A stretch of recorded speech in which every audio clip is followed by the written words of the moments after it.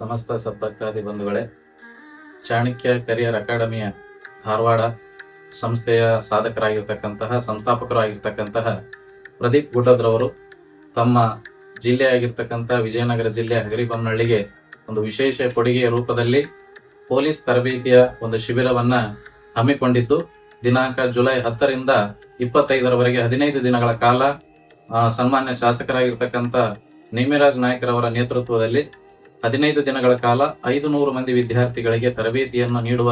ಸಂಕಲ್ಪವನ್ನು ಮಾಡಿದ್ದಾರೆ. ಈ ಸಂಕಲ್ಪದಲ್ಲಿ ತಾವೆಲ್ಲರೂ ಕೂಡ ಭಾಗಿಯಾಗಿ ಅದರ ಸದುಪಯೋಗವನ್ನು ಪಡಿಸಿಕೊಳ್ಬೇಕಂತಕ್ಕಂಥ ಮಾತನ್ನ ಈ ಸಂದರ್ಭದಲ್ಲಿ ತಿಳಿಸಿ,